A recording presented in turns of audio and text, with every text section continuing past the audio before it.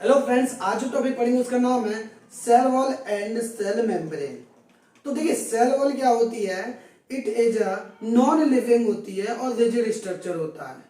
ठीक है, तो ये देखिए सेल वॉल में यहाँ पे क्या है, नॉन लिविंग रिजिड स्ट्रक्चर। ठीक है, फिर ये क्या है, made up of cellulose and hemicellulose etc.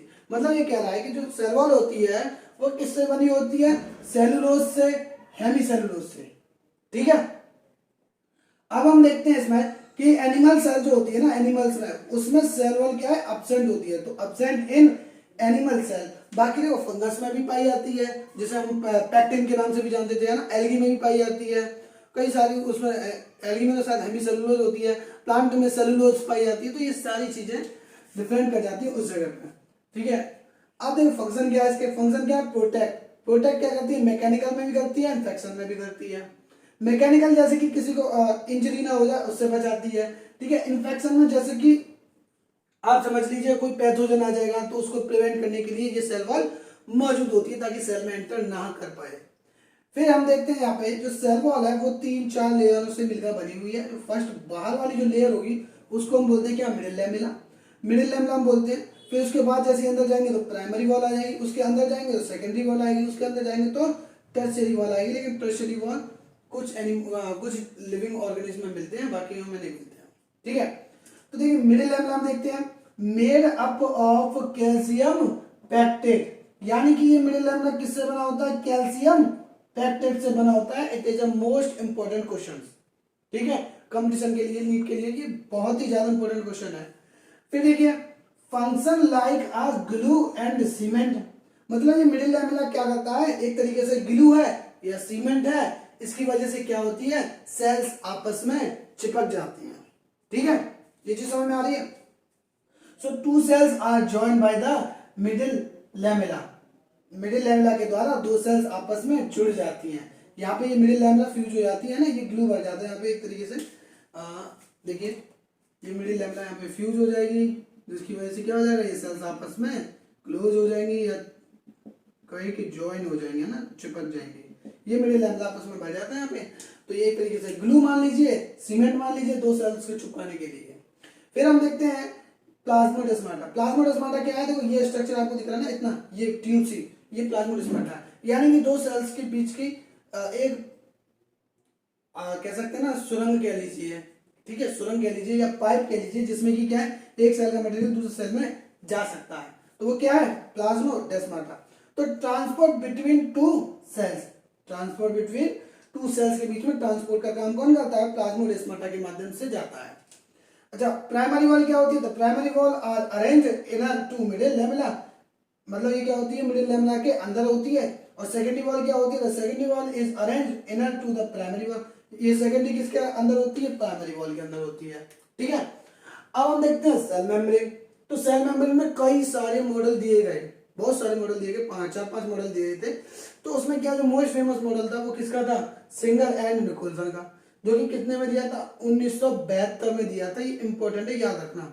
ठीक है, पूछता है कि मोस्ट फेमस मॉडल किसके द्वारा दिया गया था? तो आपको बताना है सिंगर एंड निकोलसन। कौन से साल में दिया था? 1972 में, 1972 में दिया था। ठीक है, इन आरबीसी की अगर बात करें, यानी in erythrocyte cell membrane has 52% protein and 40% lipid. यानी कि उसकी आरबीसी की जो सेल मेम्ब्रेन है उसमें 52% तो प्रोटीन होता है और 40% क्या होता है? लिपिड होता है। समझ में आ रही है? अभी प्रोटीन और लिपिड हम यहाँ देखेंगे। तो देखिए in lipids major part are phospholipid. तो लिपिड्स में भी सबसे ज्यादा क्या पाया जाता है? फॉस्फोलिपिड पाया जाता है। That are arrange in a bilayer. ये क्या होता है? बाइलेयर के रूप में अरेंज रहता है। पहली बात, cell membrane is also called as semi permeable membrane. What is the means of semi permeable? मतलब कुछ सेलेक्टिवली मॉलिक्यूल्स होते हैं, उन्हीं को अंदर आने की अनुमति होती है, सबको नहीं मिलती है। सभी मॉलिक्यूल सेल मेम्ब्रेन के द्वारा अंदर नहीं जा सकते, कुछ सेलेक्टिवली होते हैं। ठीक है, जो कि सेल मेम्ब्रेन सेलेक्ट करती है कि यही अंदर जाएंगे, इसके अलावा कोई अंदर बिल्कुल नहीं जाएगा। फिर देखिए transport by cell membrane. Transport by cell membrane क्या होता है? मतलब सेल मेम्ब्रेन के द्वारा ट्रांसपोर्टेशन, किसी भी चीज को बाहर फेंकना सेल मेम्ब्रेन के और सेल मेम्ब्रेन से अंदर आना। ठीक है, सेल के द्वारा।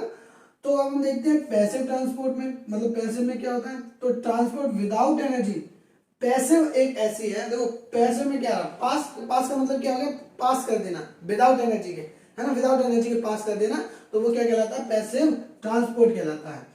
तो यहाँ पे क्या होता है पैसिव ट्रांसपोर्ट में कि अगर कोई भी मॉलिक्यूल यहाँ मौजूद है, अगर वो सेल के अंदर जाना चाहता है या सेल से बाहर आना चाहता है, तो उसके लिए सेल को ऊर्जा की आवश्यकता नहीं होगी या एटी की आवश्यकता बिल्कुल नहीं होगी। समझ में आ रही है ये चीज? फिर ऑस्मोसिस क्या कहता है, osmosis high concentration to low concentration. इसमें क्या होता है, अगर कोई भी मॉलिक्यूल्स यहाँ पे ज्यादा अमाउंट में मौजूद है और यहाँ पर कम है, तो ये मॉलिक्यूल्स अपने आप ही अंदर चले जाएंगे। समझ में आ रही है? ये मॉलिक्यूल्स जो थे वो ज्यादा अमाउंट में, तो ये मॉलिक्यूल क्या करेंगे, अपने आप ही अंदर सेल के अंदर चले जाएंगे, और अगर सेल के अंदर ज्यादा है और यहाँ कम बाहर, तो अपने आप सेल से बाहर आ जाएंगे। ये होता है ऑस्मोसिस। इसमें ऑस्मोसिस में मोस्ट क्या होता है, वाटर आता है, पानी।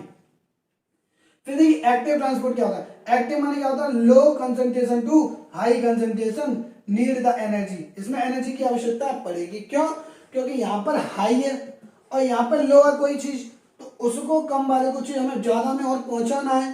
कहने का मतलब ये हुआ कि भैया नीचे से पानी को 3 मंजिल के ऊपर पहुंचाना है, तो उसके लिए एक पंप लगेगी, और वो पंप कौन होगी, एक्टिव ट्रांसपोर्ट होगा, है ना, क्योंकि उसको ऊर्जा चाहिए, और ऊर्जा कहां से लेगी, वो बिजली के रूप में। ऐसा ही यहाँ पे होता है कि low concentration to high concentration and need the energy, ATP बोलते हैं इससे, ठीक है, एटीपी एनर्जी को हम बोलते हैं।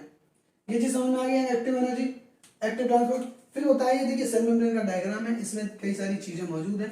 यहाँ पर ये आपको ये हेड होता है जिसे हम फॉस्फोलिपिड बोलते हैं, है ना, ये हेड होता है और इसमें टेल लगी होती है।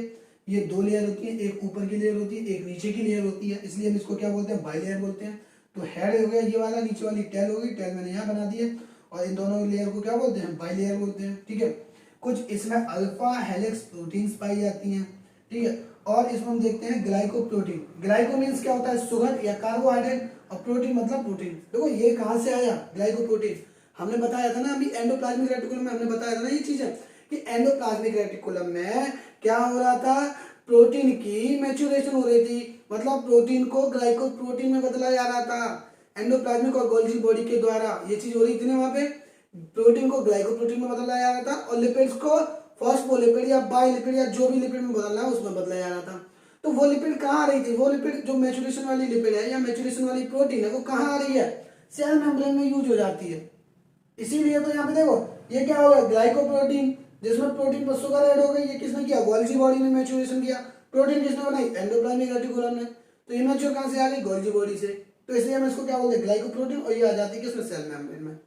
फिर यहाँ पे देखो ग्लाइकोलिपिड लेगा है, ग्लाइकोलिपिड मतलब शुगर, लिपिड मतलब ऑयल, है ना। लिपिड कौन सिंथेसिस करता है, स्मूथ एंडोप्लाज्मिक रेटिकुलम। इसके आगे अगर ग्लाइको कौन लगाएगा, शुगर कौन लगाएगा, गोल्गी बॉडी लगाएगी। इसीलिए तो इसे कहते हैं हम यूज। अब ये ग्लाइकोलिपिड क्या होगा, यूज के लिए हो गया। अगर ये लिपिड होता तो यूज के लिए यहाँ नहीं था, इसलिए इसको मैच्योर किसने किया, गोल्गी बॉडी ने। बनाया किसने, एंडोप्लाज्मिक रेटिकुलम ने। लिपिड्स को एंडोप्लाज्मिक रेटिकुलम ने बनाया, और ग्लाइकोलिपिड्स को किसने बनाया, गोल्गी बॉडी ने। समझ में आ गई ये सारी चीजें। तो ये अगर इसको ऊपर वाले को अगर हम देखें, जो वाई शेप आपको दिख रहा है, इसको हम कार्बोहाइड्रेट बोलते हैं, मतलब शुगर है, ये क्या है, शुगर है। और ये नीचे वाली ये देखो ये प्रोटीन है। इन दोनों को, ये दोनों आपस में मिल जाएंगी, तो इसको हम ग्लाइकोप्रोटीन कहते हैं। समझ में आ गई ये चीज, समझ में आई। और देखिए यहाँ पे 3 प्रोटीन होती हैं, एक तो चैनल प्रोटीन होती है, एक पेरिफेरल प्रोटीन होती है, एक इंटीग्रल प्रोटीन होती है। ये प्रोटीन्स क्या करती हैं, मॉलिक्यूल्स को बाहर से अंदर फेंकने का काम करती है, और अंदर से बाहर फेंकने का काम करती है। आई होप ये वीडियो आपको समझ में आई होगी। अगर समझ में आए तो लाइक कर देना, ठीक है, और सब्सक्राइब जरूर करना। ओके।